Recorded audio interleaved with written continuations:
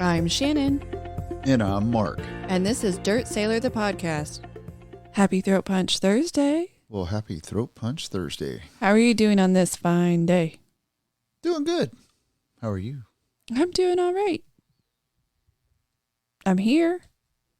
Well, as opposed to being there, here is okay. Yes, so I am here and I am good.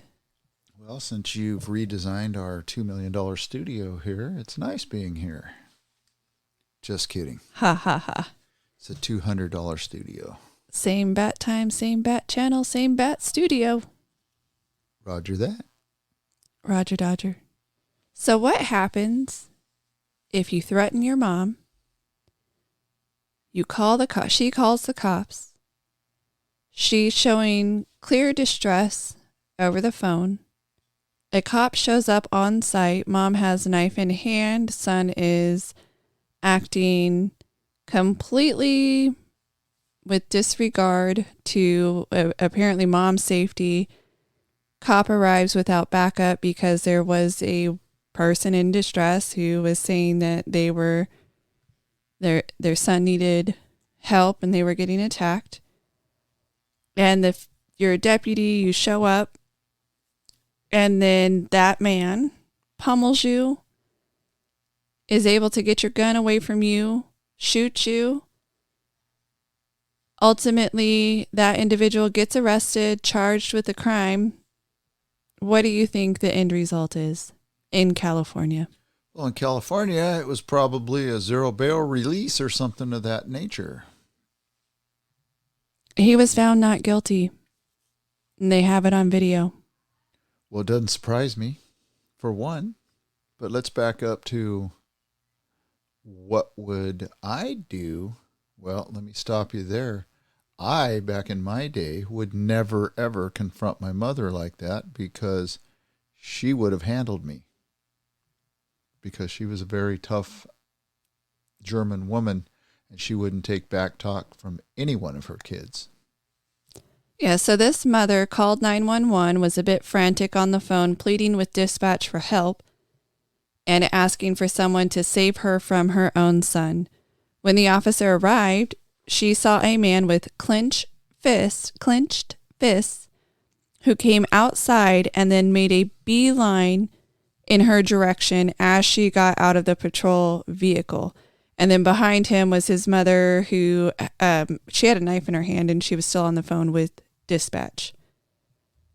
And so since she was the first one to arrive, she said that the individual looked very angry, and the video taken on a neighbor's cell phone shows that he started just pummeling her in the face, beat her to the ground, seized her gun, and began firing shots in her direction. She ended up with a broken thumb and a black eye. She was not killed, thank goodness.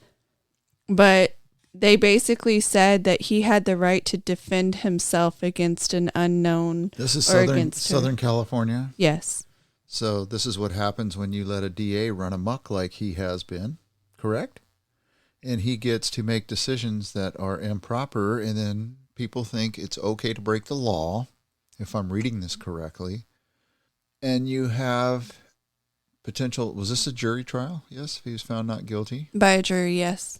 So then you have jurors that obviously are misinformed, don't understand really how the law works, or they're trying to get back at this, defund the police, and it was that mindset that it was people that just don't believe in law enforcement. Yeah, the argument that his lawyer made, which apparently worked, was within 13 seconds into the interaction, she claimed he said, "I will headbutt the F out of you." And that was within 13 seconds. And then, however, her attorney claimed that the officer had no lawful reason to do anything to him, and therefore he was acting in self-defense. Even though everything's on video, they have the mother's side, they have the neighbor's video, and you have an officer that's been beat up. And it used to be that you didn't touch an officer, male or female. Yeah, the defense lawyer claimed that the officer did not have a reasonable suspicion to justify any patting down of his client. It's amazing. It's absolutely amazing that we've gotten to this point in our society that it's okay to do these sort of things, and we're allowing it to happen. Yeah, so if you wonder why police officers are quitting or don't want to even apply in the first place, look no further than someone can just say, I have the right to beat you up. I have the right to shoot you. Well, that will set precedents then, because then everybody that's of that ilk can say, I felt threatened, I needed to defend myself, when it's wrong. Yes. But there's a lot wrong in this society right now, not just that. So we have a past president that is going to be indicted on multiple charges. Yeah, he's already facing one indictment. He's got the second indictment, this time for treasonous acts, having classified information, classified documents, and that is, or espionage, my apologies, they're charging him under espionage. Well, of course, and they're trying to make a statement here, even though I believe a majority of it, because I'm not privy to all the information, just what we hear and see on news outlets, is this is politically charged, is politically motivated. This has never happened before in our history. You have a president that was fully capable of declassifying stuff. You have a vice president that had classified information at multiple homes in multiple states, from what I understand. You have a second vice president who also had classified information, Mike Pence, at his, I don't know if it was his home or one of his facilities. Yes, and all you hear is Trump, Trump, Trump. They're trying to make a statement because he was a populist president, and they're trying to tell all the populists out here in the U.S. land, this is what's going to happen to you guys if you ever vote for somebody like this again. You guys better step in line, toe the political line, or else. And Hillary Clinton is so above the law, and she can flout it too. She is now selling but her emails items, if you want to go to her website, because she knows that she got away with a crime, but she is above the law. Yep. She destroyed 31,000, or when I say destroyed, deleted, made go away. Bleach bit. 31,000 emails. And keep in mind, even if there were no classified emails, which they had found that there were classified emails, she took government records. That's a government record. All of her emails while working are government records. And she destroyed government records. That is 31,000 emails that are destroyed that were government property, your property, our property. If I destroyed government property as a government worker, I could have faced jail time. But I'm a lowly worker. She's not. Right. See, that's why in podcasts of the past, we've talked about the different tiers of justice and how there is a small group of a handful of Bidens and Obamas and Clintons and Schumers that are allowed to get away with this sort of thing. Then you have the next level, which some of them get away with it, some of them don't.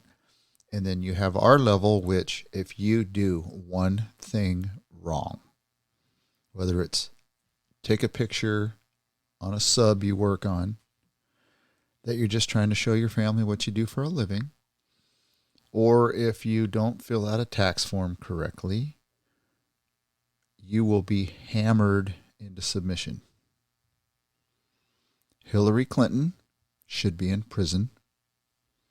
Joe Biden and at least 3 of his family members for what they've done with 20 corporations, shell companies, should be in prison for tax evasion, for treasonous acts against the federal government, for a man that's been in office 50 years. Trump's been in office or was in office for 4, and they have charged him with more things than any past president, senator, or congressman. And did you know that they have been looking into Hunter Biden for tax-related charges, nothing to do with his laptop, for tax-related charges and criminal charges since 2018? And that's federally, but yet somehow within a much shorter period of time, they already have Trump under indictment? Yes, that's because there's the haves. And even though he's a billionaire, the have-nots, because he made a statement that he was going to do what? Drain the swamp. Yes. And the swamp came after him. Yes, the senator from New York said, watch what you say because the CIA will come after you, which is exactly what they're doing. And so now you have this weaponization, at least that's what it feels like, weaponization of the FBI. You have not only with what has been happening with a former sitting president, everything that they're throwing out for Trump and everything that they're getting away with. So it turns out that the FBI asked Twitter to censor accounts it accused of spreading Russian disinformation. This list included Canadian and American journalists. This list was compiled by Ukraine. It was actually Ukrainian intelligence that compiled the list and passed it on to the FBI, who then sent their request to Twitter. Not only did they want them blocked, the Ukraine intel officials wanted user data, registration data basically, from the accounts. If Twitter had complied, it would have been with phone numbers, dates of birth, and email addresses of all of those targeted accounts. While it does not appear that Twitter gave over that specific information, they even cited that some of the individuals listed were Americans and American journalists on the list. But it's very troubling that the FBI was working with a foreign government to not only silence people on Twitter and in the public square, but then have their information turned over to the foreign government. Well, I'll tell you, if Congress really has the power of the purse, I would look at the FBI and I would only fund groups that go after pedophiles, FBI groups. I would only allow them to go after people that are terrorists, known terrorists. Everything else would be shut down. And this thing where they want to build a new building that is as big or bigger than the Pentagon, not happening. And I listened to a senator and a congressman talk about how powerful and out of control they are. And I agree with both of them. I would move the FBI out of D.C. I would get them away from this influence, because there's obviously something that happens there in D.C. once people get in power and control. Right. And then you have, I'm going to bring it up again because there's a related story, but you have the Clintons and the Gateses and these top level FBI, CIA officials, top level government officials who used the services of, I don't know which way you want to say it, of Jeffrey Epstein. They have all been known to travel with Epstein to his island, and he is one of the biggest purveyors of assault there is before he died, whether he did or did not kill himself. And now JP Morgan, one of the high-level officials there, was caught still doing business with Epstein even after everything was coming out and having such a relationship with him that he hung out with him, that now JP Morgan is said to have reached a $290 million settlement for as many as 100 affected women. Why would you settle if you did nothing wrong? I mean, that's hundreds of millions of dollars. That seems like a cause worth fighting for if they did nothing wrong. Absolutely. If they're totally innocent, they should stand their ground, like Florida gun laws, stand your ground, and they should fight back. But what happens is a lot of companies, even like ours, is even though they're on a smaller scale, they would rather not have any more of the communication with news outlets and such and give them a black eye, that they want to just hopefully pay for it and it'll go away. So you have to sign all these non-disclosures. But as Trump found out, potentially with Stormy Daniels, she signed a Non-disclosure. which she disclosed anyway. So Right. And then she went back and forth. She had publicly said that it never happened, then it did happen, and then it didn't happen. And they have, what was it, Michael Cohen's attorney saying that he'll say anything as long as it keeps him out of jail. And that attorney said it never happened. I don't know. It's hard to follow with it. It did happen. It didn't happen. Well, it's hard to follow and keep up with all this fake stuff. Just like you now have the Burisma executive who allegedly paid Biden. He has audio recordings of the conversation between Joe, Hunter, and him. Has it been heard? I won't. I don't. Senator Grassley is saying it exists. So I would bet, since he has seen those documents with the FBI claiming this, I would bet that if there is a recording, he has heard it. Here's one thing, though. You know, the headline says Biden was allegedly paid $5 million by a high-level Burisma executive as part of a bribery scheme. Well, you know, these money men, I'm not a mathematician. As I always say, I'm just a simple guy. But if you dive into his finances and you add up what he's made over the years, the homes that he has, and I would lump all the Biden family members in there, all their incomes, what they supposedly have brought in, this $5 million, the other $5 million, because if he was paid $5 million, it's there. It's there somewhere. Either it's in his granddaughter's account, or it's in his account, or it's in someone's. Cayman Islands. The money is there somewhere. It's in one of those 20 shell companies. And I'll bet you if you bring in Bob Alinsky and the top executives, and I say bring them in, you subpoena them, and you subpoena all of them under threat of long prison times. And there has to be a way to move this out of the Department of Justice's hands so it can be crimes against the people. So different attorneys, different judges can look at this, and not someone that's tainted by their boss. There's definitely a lot of tainted by their boss out there. Unfortunately, I do agree that they have an opportunity, a unique opportunity to look into Hunter Biden. If these documents exist, the recording exists. Bob Alinsky has come out before saying who the big guy was, and all of this information is out there. This is how much is out in the public square. Imagine how much is still under lock and key, or, you know, the light hasn't been shown on it. That they have opportunity, and they are choosing to not pursue. You have a man who committed a crime that we can now all see ourselves, which is he got a gun when he was an active drug user, lied about it on his form. That is illegal. Are you telling me that if a Trump kid did that, they wouldn't go after a Trump kid? They would use the full force of the law. And so why aren't we having equal full force of the law applied? And the problem is when you can see it with your eyes that there is a multi-tiered justice system, why should any of us comply? Absolutely. And although nobody's giving me $5 million to connect up anyone. Correct. Well, apparently the form FD 1023 that was looked at here within the last week or so has redacted info that states that the Burisma executive possesses 15 audio recordings of phone calls between himself and Hunter Biden. I want to hear it. I'm here for that. Absolutely. And if this is an unclassified document, then it should be released to all of America. That's why we are, contrary to popular belief, a representative republic, which means that the people have the right to hear and see what their government is doing.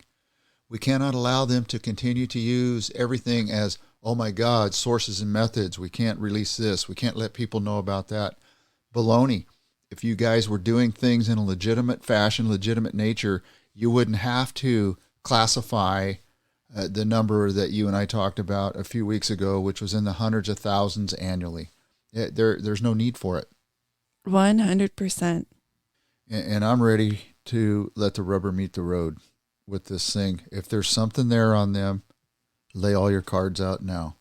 If there isn't, then stop talking stop and move talking, move on.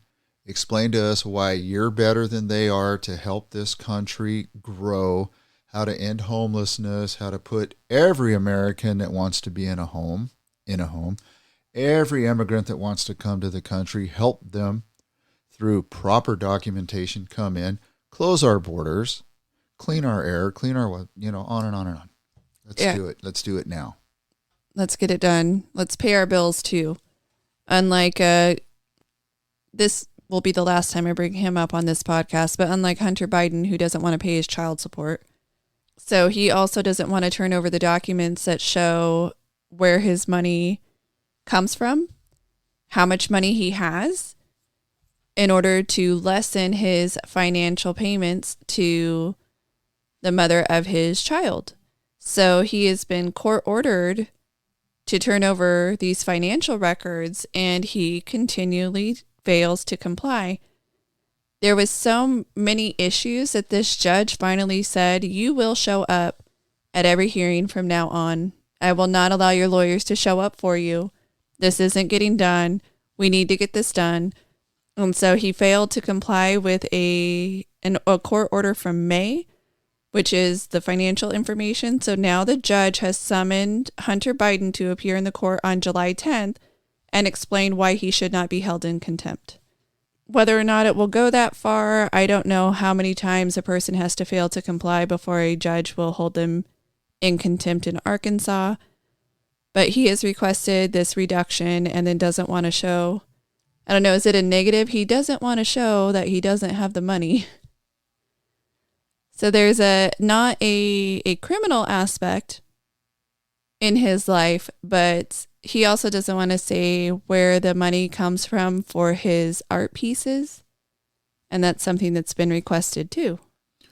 Well, see, he's one that, while he was on his little drug rants, wanted to pay to play. And he played, and now he doesn't want to pay. Because if he does show his hand, then it's going to lead right back to probably the big guy and all the other family members, because he really has to show his income stream. And let me back up just a touch to Burisma and Ukraine, because you and I talked about this whenever the Ukraine war started. I still, as a non-conspiracy conspiracist, strongly believe if you dive into which buildings were hit first, I guarantee, well, I can't guarantee, but I will surmise that there is a building that was destroyed that had something to do with all of this. It was either Burisma's old executive office. It was where potentially they thought these recordings were stored. Something to do with getting rid of evidence, and then the war took off from there. And you better believe it, because all these conspiracies are only conspiracies until they're proven to actually be true. True story. How many of these have we heard? Okay, sounds a little out there. And eventually we hear, nope, check mark in your box. All the crazy people had it right. Lab leak theory, crazy people. Yes. And what else? Masking people, crazy people.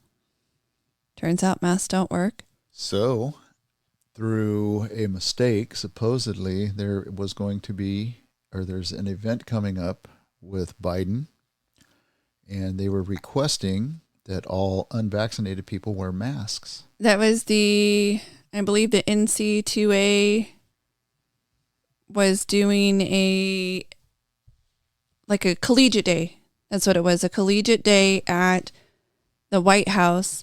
And it was requested that if you were unvaccinated, to wear a mask and stay 6 feet apart from everybody. And then it was reversed, them saying, oh, sorry, that was old news. It was old documentation. We made a mistake.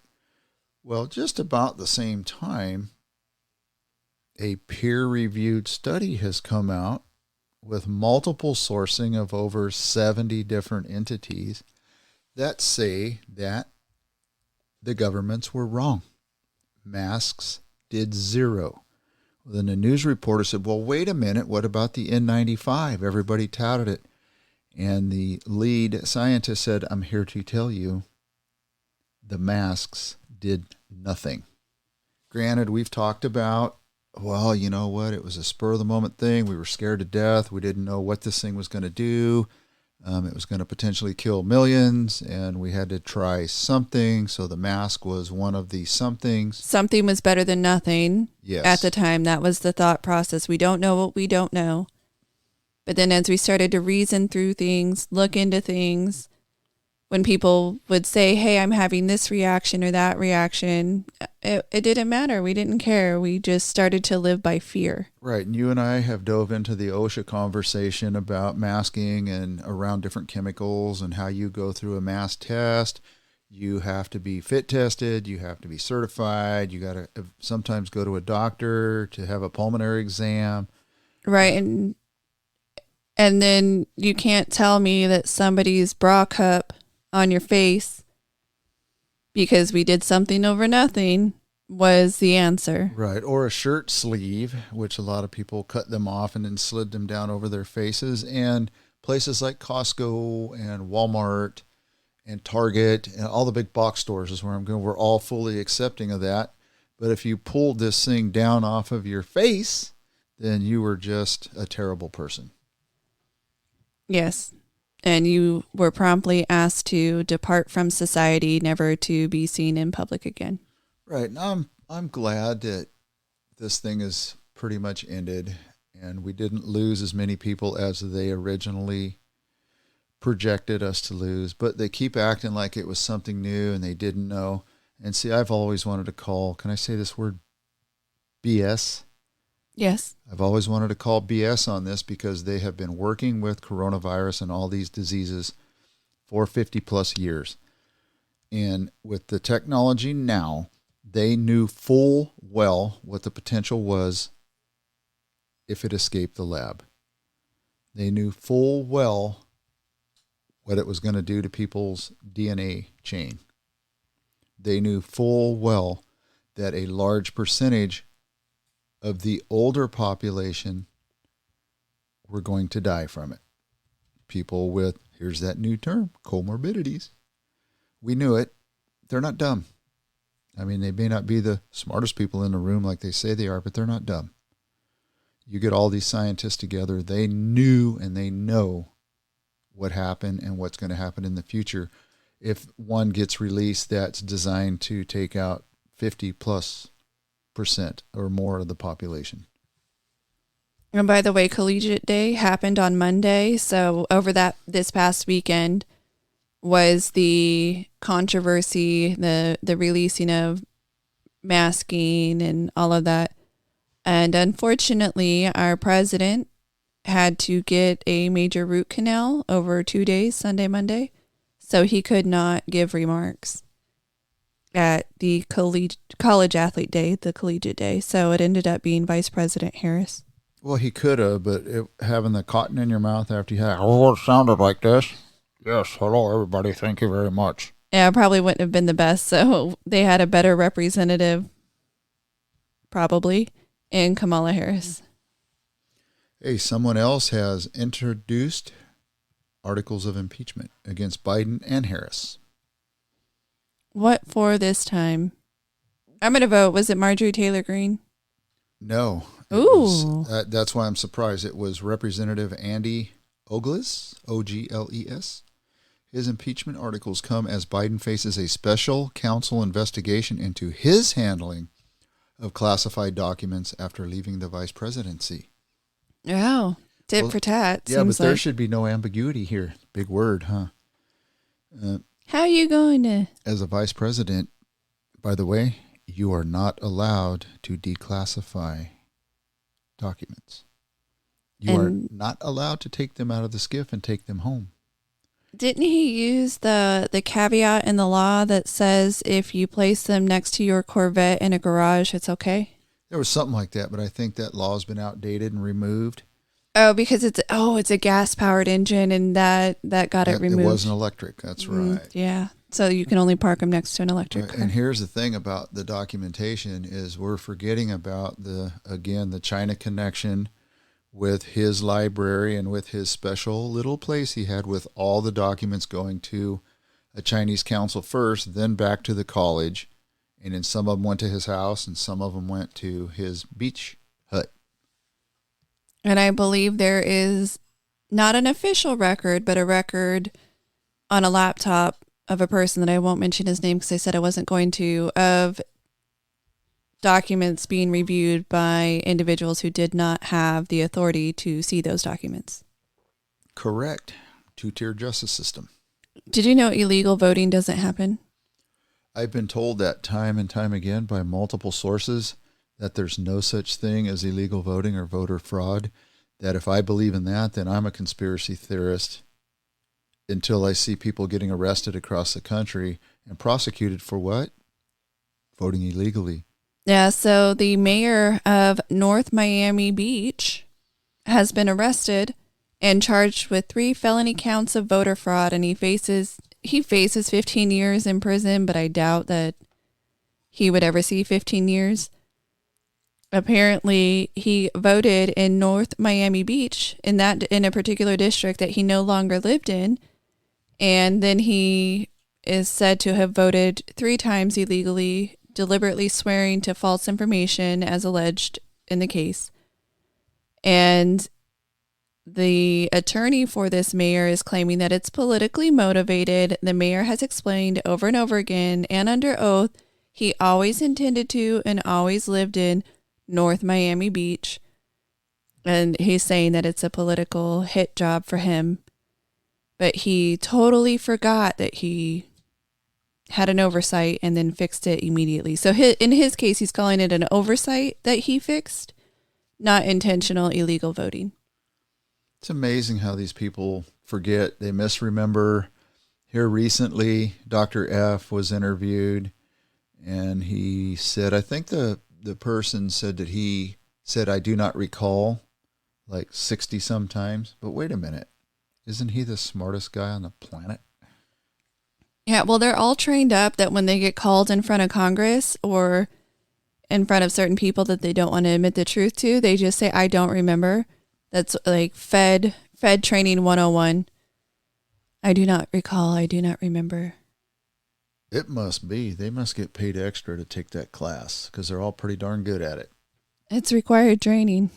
It's like the quid pro quo thing. They must take it with the sexual harassment class. Yes, sir. So because our federal government is not doing their job in securing our borders, Texas has stepped up to deploy an inflatable border along the Rio Grande River in Eagle Pass.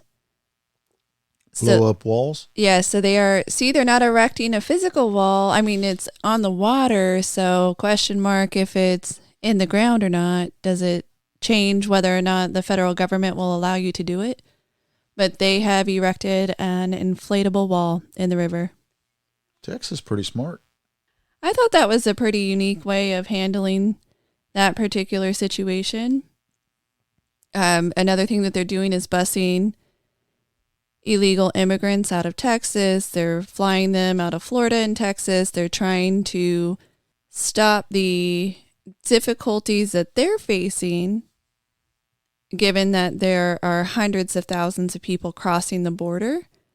And so they cannot handle the big influx. So they're trying to send them out to the places that have said that they would be sanctuary cities. Blue sanctuary cities? Yeah, so when talking about it, Karine Jean-Pierre said busing illegal immigrants from the border to other cities is dangerous and unacceptable because you're actually putting a lot of pressure on these states and local areas. Oh, so allowing them to all come to one state is not putting any pressure on that state.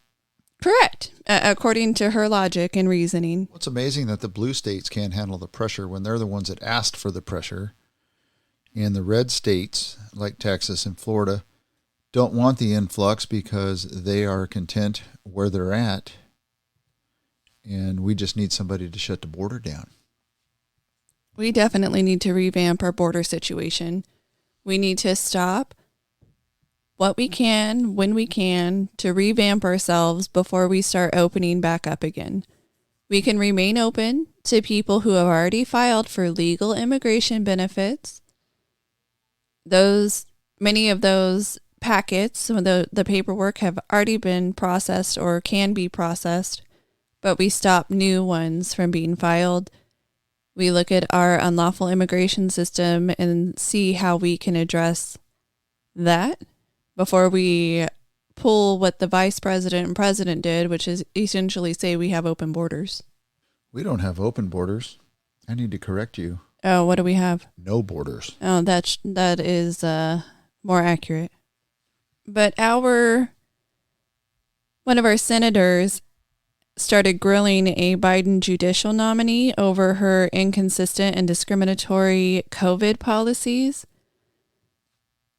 And I thought this was interesting. So we have essentially a no border policy, an open border policy, no border, either way. And we allowed so many people in. We were allowing people unchecked without checking for COVID, because that was our really big thing at the time. Americans were limited in what they could do inside their own country. They were banned from traveling without meeting specific requirements. And even then, some Americans couldn't even meet those requirements to travel over international borders or non-borders. But they allowed people illegally crossing the border to come in. And sometimes they weren't even checking them, or if they were found to be sick, they were still releasing them into the cities. And we had a nominee who, when Solicitor General of Washington, D.C., helped to fight for the decision that Mayor Bowser made, which was to say churches can't meet in real life, in real time, because it was a health risk due to COVID. But Mayor Bowser and others could go out and congregate all they wanted. And what was it? COVID can't pass during social justice hour.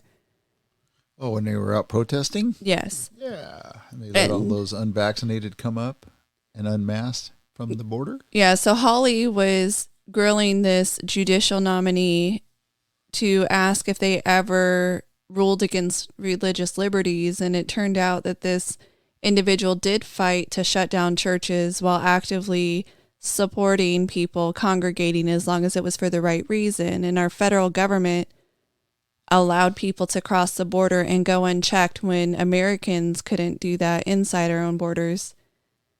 So it's kind of interesting how it's coming back around. Well, it shows you how corrupt our system is.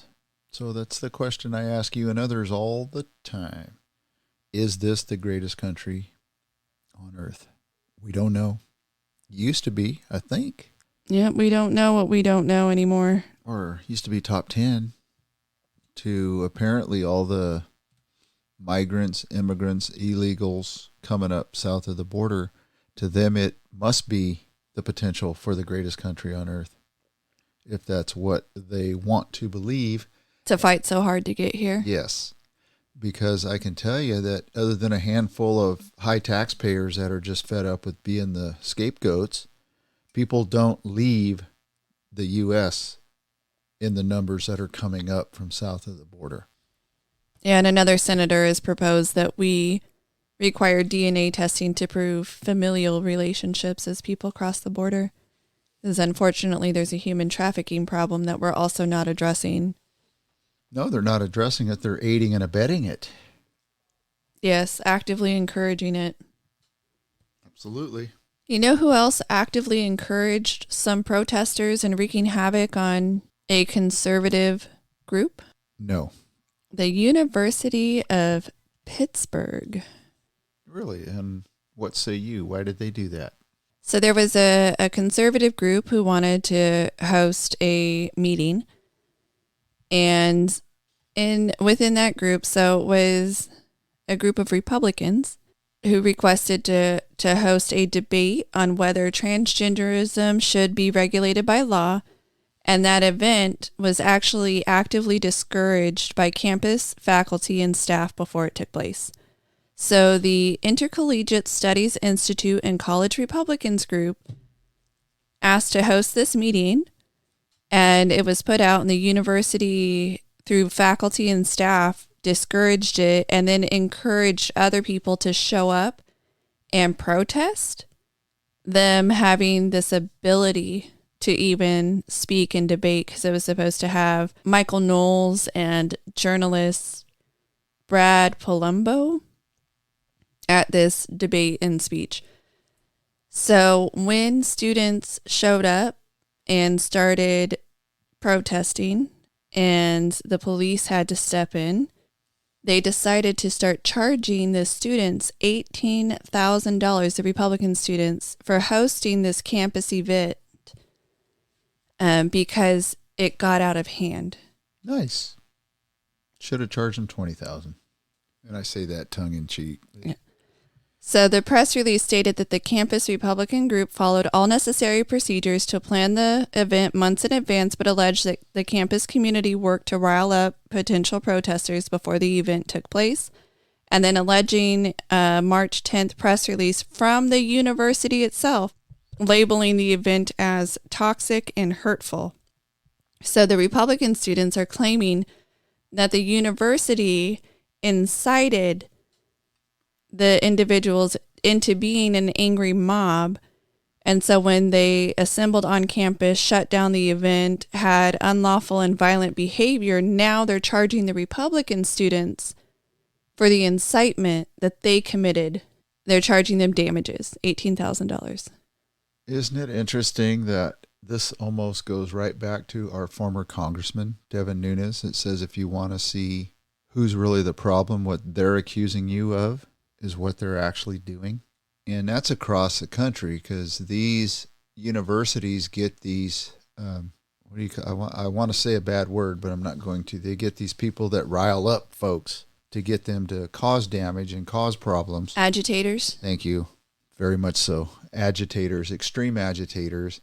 And then they try to blame the other side for the agitation and for what's wrong, and that their speech is toxic. It's interesting how only one side's speech is toxic. Yet the real toxic people are the ones that are accusing you of being toxic. Yes, because if you don't meet with their exact level, you're toast. And they will eat their own too. I know we've talked about that before. So you can be way left, but if there's something about you that's not left enough, or you don't toe their line, they will eat their own. Well, they'll absolutely go after you and try to destroy you. You know, can we talk just a couple minutes about transgenderism? Yes, we can. Which I always tell you, I don't understand the whole brouhaha countrywide about why we have to, open the country up to a very small percentage of the population, insert them in and make them more powerful than the other 99% or whatever it is, 99.5%. And here you have another case where another transgender wins an event, a cycling event, and you have one of the tennis legends, Martina Navratilova, come out against it, saying it's a joke. You have another runner that's come out and said, this is so wrong. Then if you're starting to get it from the LGBTQ community, then there really is a problem. And they're starting to realize that when a male becomes a female, they need to not compete against females. Yes. They're winning pretty much 100% of the time. And I'm not knocking transgenderism because, like I say, I don't know anything about it. But somebody else in this realm needs to step up and say, okay, enough's enough. Like you said, they have to create events for transgenders. A third category. Yes, a third category so they can compete against others. If there's enough of them, then they need to compete against each other. And we need to move on, just like we say with other stuff.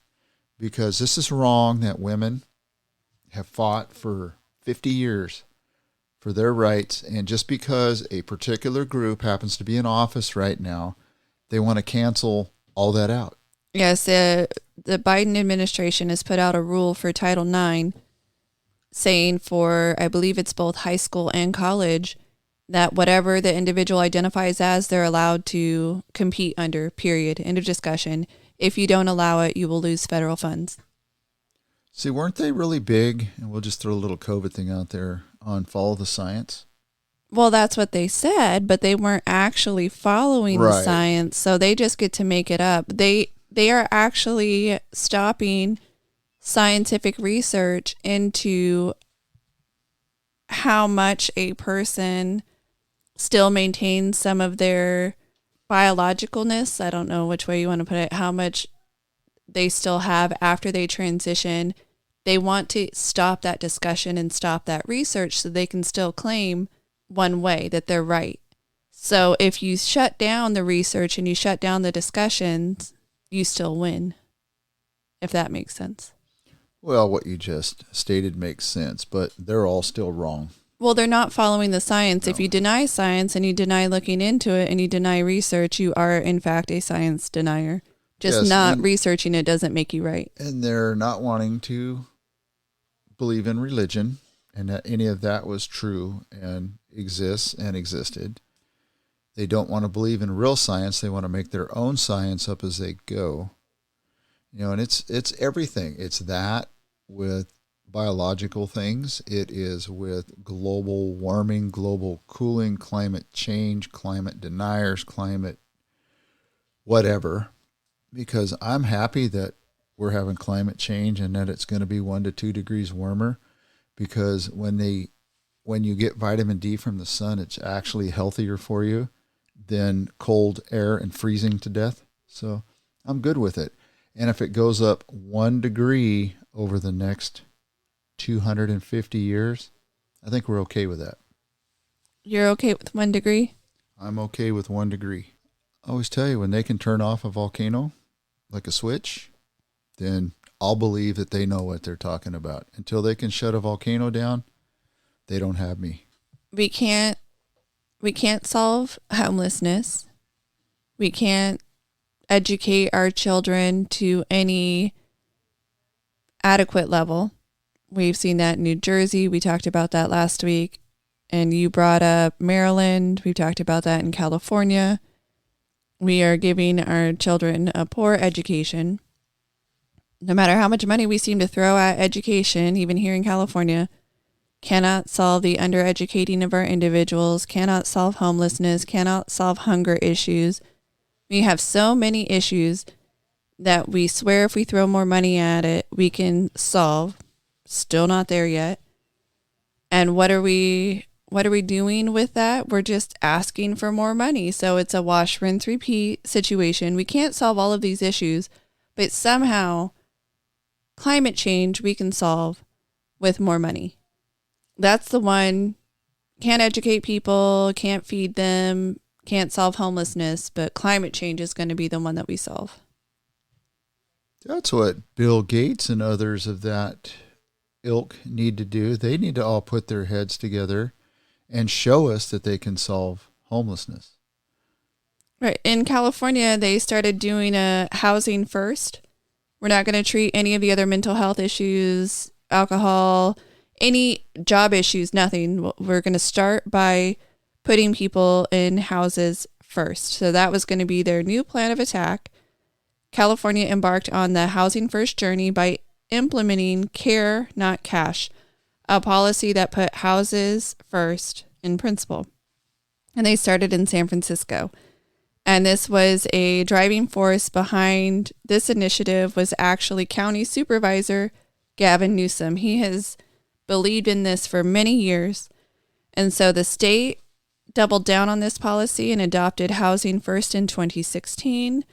And then Governor Newsom intensified all of these efforts in 2020 by introducing Project Home Key, a program to convert existing structures into permanent housing first housing units. And so they made a very low barrier to access, and that was their mission, housing first. So the requirements for living in the housing, again, are nothing. There is no requirement up front. You don't have to meet any conditions, no milestones, nothing. So all state-funded homeless programs had to align with the core principles of housing first. And guess what?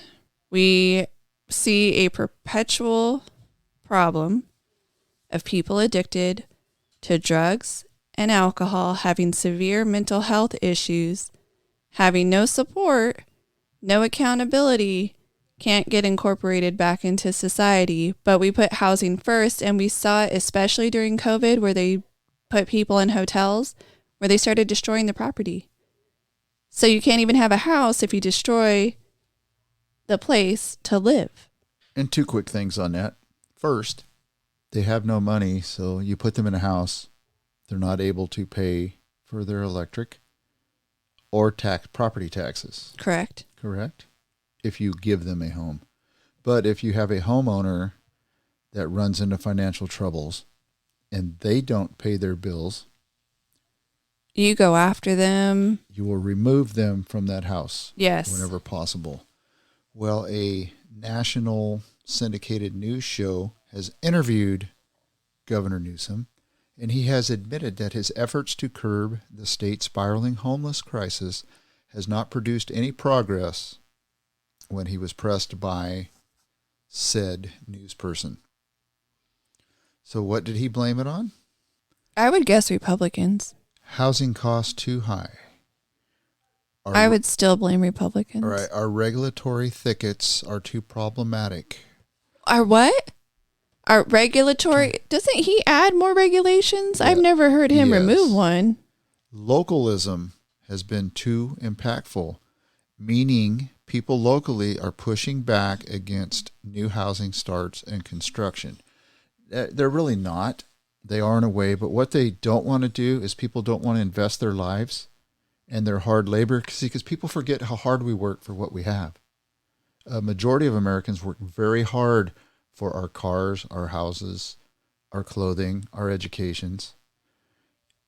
And when you buy a house for a set amount in a neighborhood and you feel that at some point in time it's going to advance in worth or value, so when you get older and want to retire, your house is paid off, and if you want to sell it and move on to something different, then you'll have a nice nest egg.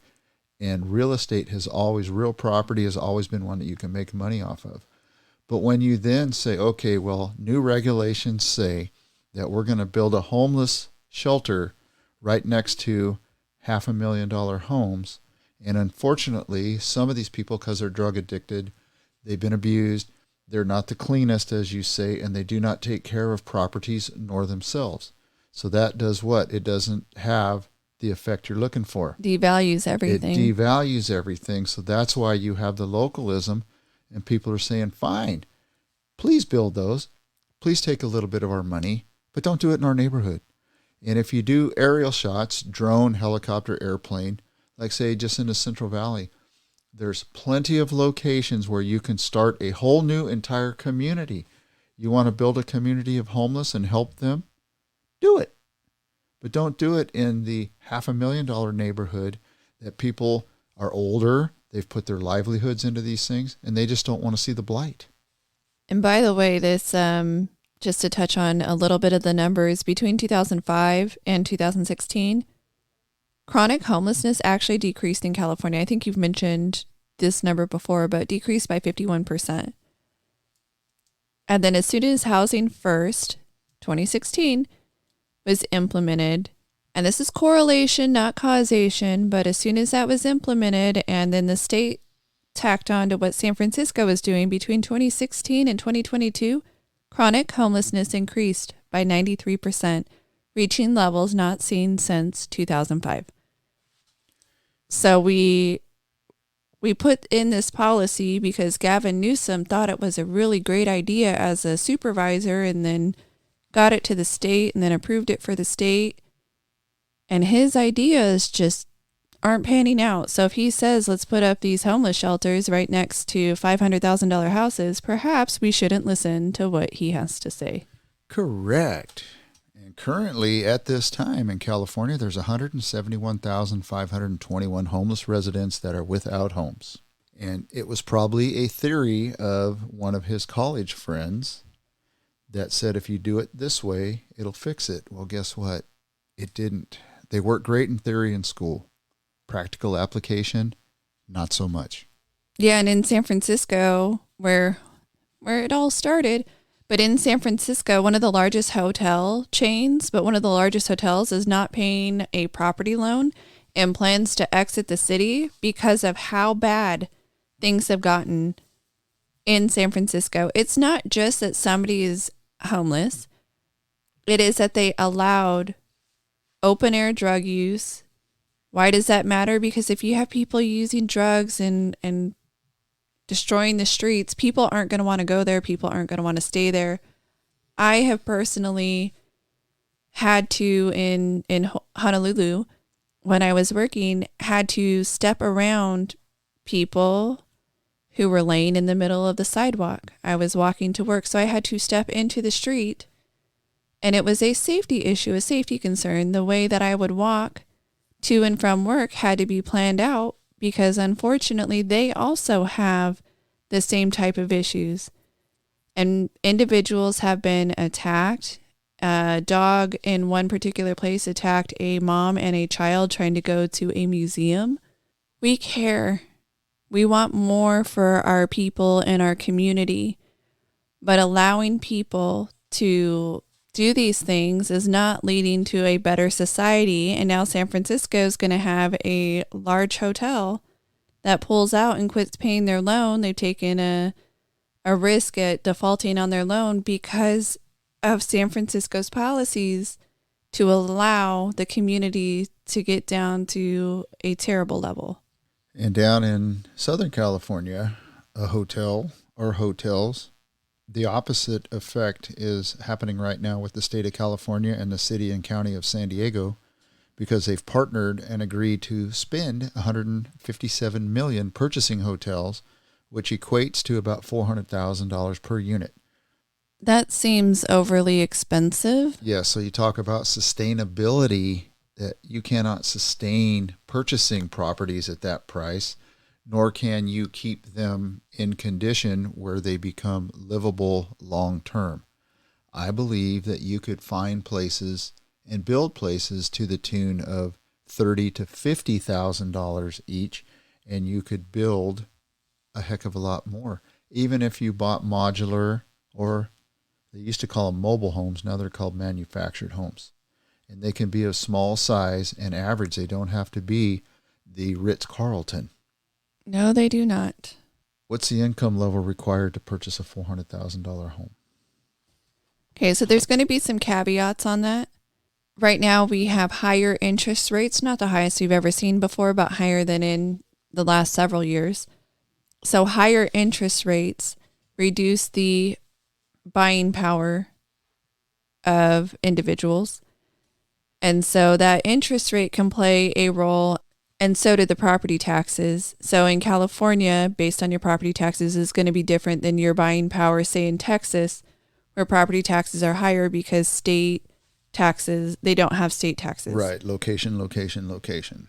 So some say at least having $105,000 annual salary, $106,000 annual salary, but you also have to have 20% to put down. So that's $80,000 on a $400,000 property, and your interest rate could be about 6.88%.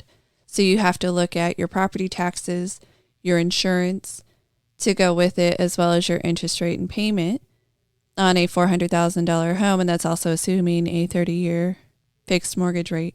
Correct. And you have ebbs and flows in the economy. So you have people that have jobs when they jump into those notes and into those homes. And then one or both of the spouses may see a job loss or a reduction in wages to sustain the job, or have to go on unemployment. So then there's a struggle there.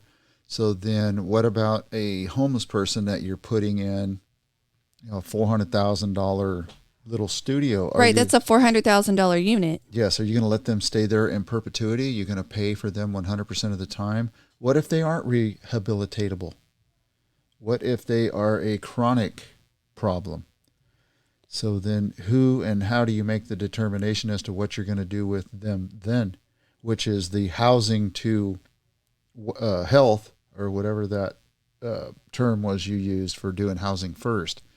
That was not the right route, because you need to put them in, like you and I talked several podcasts back, you need to put them into not an institution, but into a structure to where they can get help first. Yes, and if you put them in a structure where they will get help first, it starts by putting them into a facility so they become housed. So first they're housed through a facility to help them get the help that they need. And then after that, moving them towards another situation, as you said, some sort of tiny home or modular situation. So that way they are still housed. And then you can have other services. Okay, so now they are maintaining, let's say, sobriety, and they can get a job. So you can have services to help people transition into the workforce. Correct. And some or a lot may digress and fall back and get themselves re-addicted to drugs or alcohol again, but then you still have that fallback network for them to go back into rehabilitation and get help. But we cannot continue to give these people free stuff. That's where we run into the old saying, give a person a fish or teach them to fish, then they're happier. Yes. When you can do it yourself, if you teach somebody to fish, they can eat for a lifetime. Yes, and it gives them a sense of self-worth. And that's the problem when they're out on the street, is not just the addiction, but something in their life has made them feel that they have no self-worth. So they have the thought process or the mindset that they just can't get a leg up and they can't get help, so they just give up. Absolutely. We have no quitters here. Everybody has the ability to succeed. They just need a help or a hand up occasionally.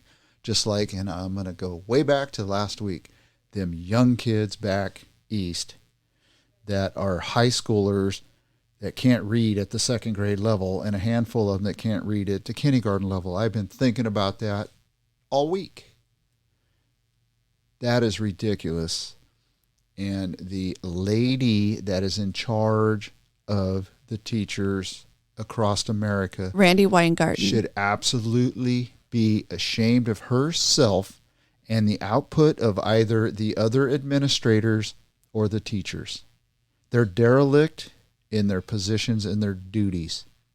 And this is why I support being able to take the money that is assigned to a student, have it assigned to a student instead of the school district, but take that money and go somewhere else. I do not think that anyone, whatever state you're in, should be locked into a public school, and that's their outcome. And that's the expectation. That's everything that they've put on these students is we get, depending on your school district, but $10,000 a year per student, and we are failing them.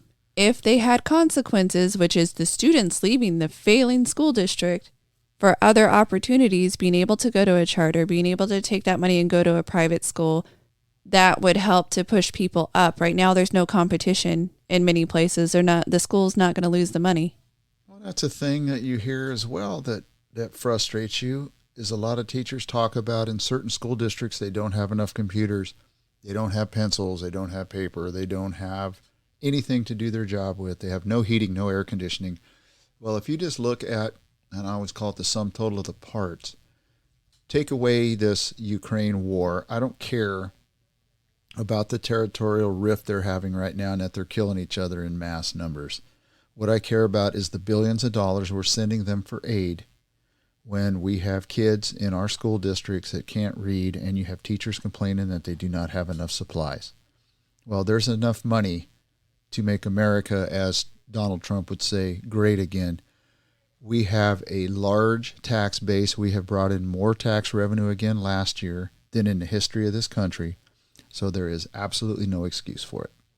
So I wanted to look up real quick how much we spend on students. California spends around $14,000 per student. The average for 2019-2020 was $13,686 per student. The national average is $15,446. And in New York, they spend for 2022 close to $30,000 per student. See, and when they say per student, does it break it down further into, okay, that's per student. However, 50% of that goes for administration costs to administer to that kid, painting the school, taking care of the school, or does 100% of that go to educating that student? No, it goes to every piece, every component. Yeah, so if you break it down, it's probably $1,000 a year per student.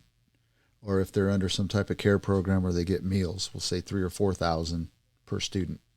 So in this case, the California Policy Center said that at the average, which was 2019, $12,143 per student in a classroom of 30 students, that would equate to well over $300,000. If you hired a first-rate teacher at a competitive salary of $150,000 per year with pay and benefits for the 10-month school year, you would have more than $15,000 per month for other expenses, but that isn't enough to rent a classroom, buy books, share costs for administrative staff, etc. So California, in our land of the expensive, that's not enough because we overpay for just about everything we do. I was Land, you and I talk buildings. about that all the time. It's never enough. If you were to tax the people 99%, it's still not enough. They would want 101%. When you have folks running the ranch that shouldn't be running the ranch, you're going to have exactly what we've had for 50 plus years. You have inadequacies everywhere. You have a handful of governors, a handful of administrators across the country that actually know what they're doing and really, really care. Not ones like the Bitwise executives that were looking at themselves and trying to glean and scam money to take care of themselves.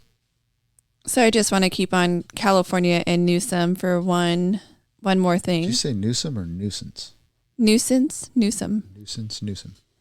So Gavin Newsom has come out and proposed a constitutional amendment to restrict gun rights. So he's proposing a 28th Amendment, and the proposal would include common sense gun safety measures he claims would have widespread bipartisan support. So he believes that it would be supported by Democrats, Republicans, Independents. Gun owners overwhelmingly support common sense gun ownership. And so he is proposing a 28th Amendment. So what does that mean, common sense? That means only the top 1% have private security that have armed guards and everybody else, Too like bad, so sad. Australia, surrenders their weapons? So according to him, it would make a federal minimum age to purchase firearms going from 18 to 21, mandate universal background checks to purchase firearms, and institute a waiting period for all gun purchases, and it would ban all assault weapons. So he is hoping that there will be either Congress will act or a convention of states under Article 5 will happen. Well, that tells me I hope he never gets elected as president or anywhere close to Washington, D.C., because that's the beginning of the First Amendment as well, which we're already being battered by people that don't want us to have freedom of speech. Yep, the First Amendment's got to go. The Second Amendment will be taken care of by the 28th. Now, I will say, in the past, I have supported, if the people want a change to the Constitution, this would be how to do it, the 28th Amendment. So I support going about it that way, because if the people of the United States, overwhelming majority, wanted to do away with the Second Amendment or add a 28th Amendment to have something else, that is how we do it. That's why we do have amendments to the Constitution. We are allowed to make changes. I support that.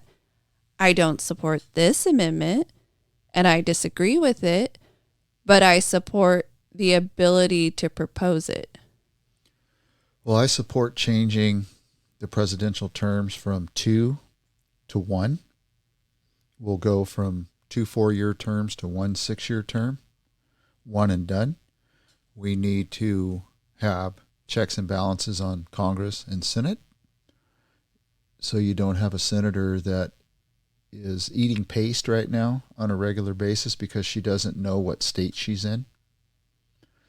Doing a lifetime of service to the country sounds good, but they are and have been doing more damage to the republic than what they think they're doing in good.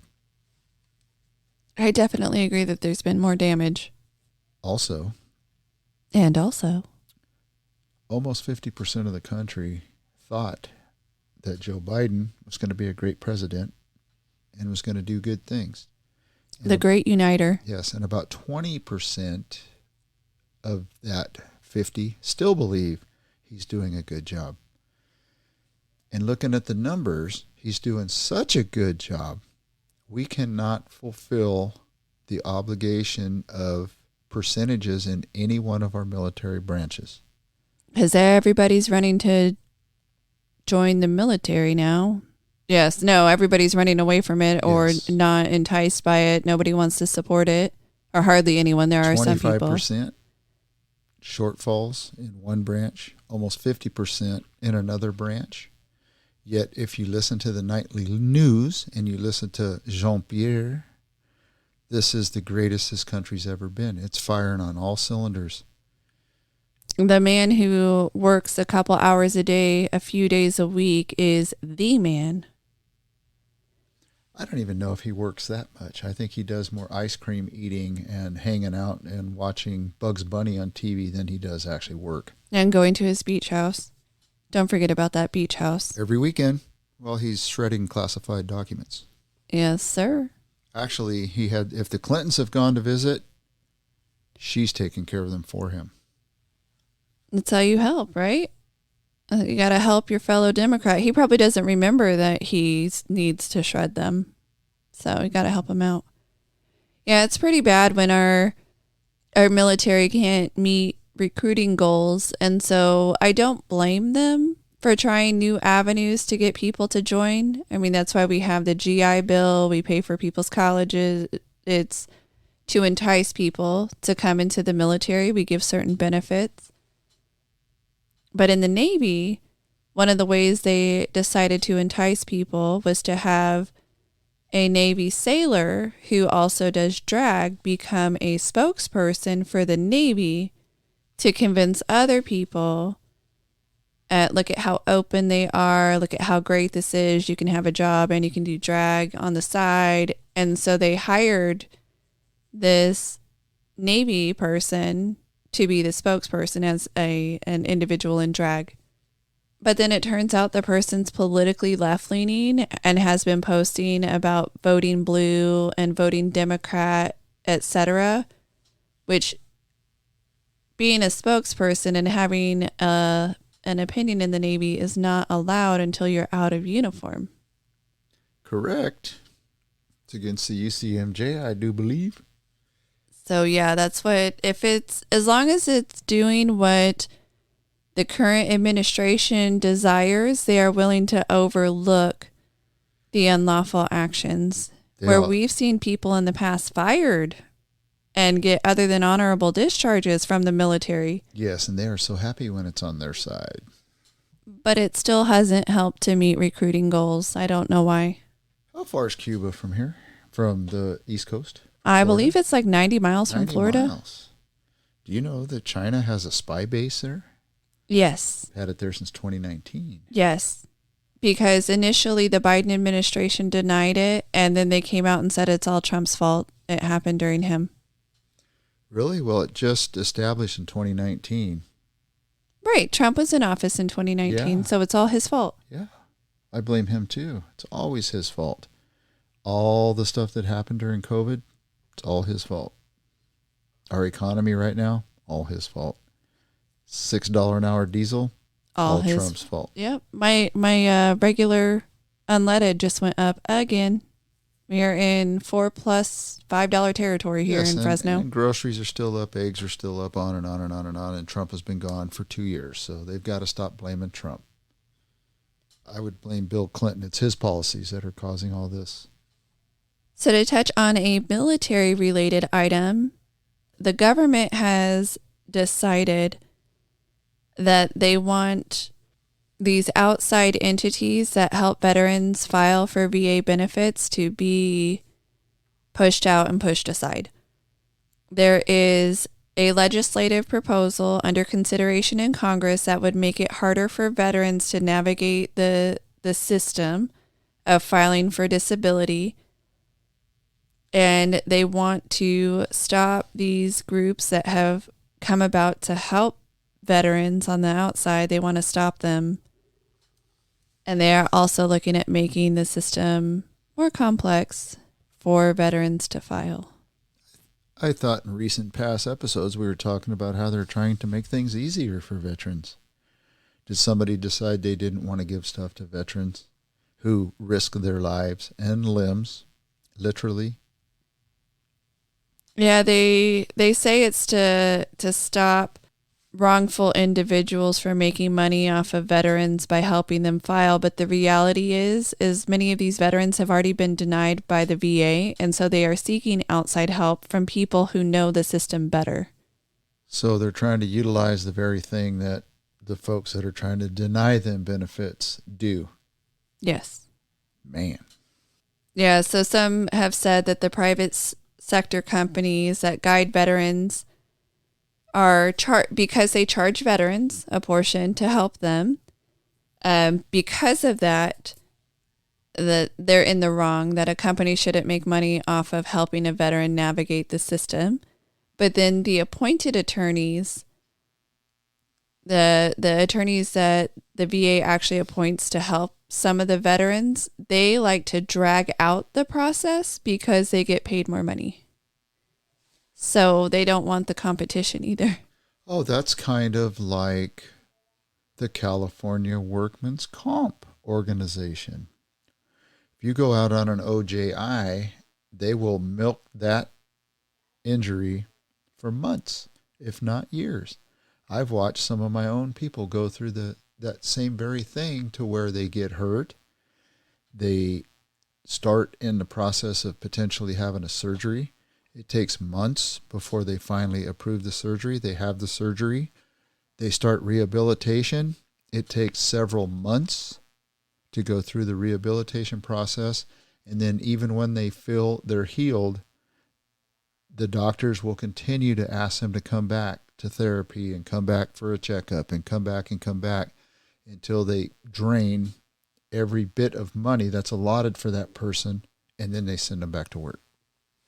So how would you like to be on a bus that's part of a wedding group and then have a bus driver think that he is an Indy 500 driver and crashes a bus and kills 10 people on the bus?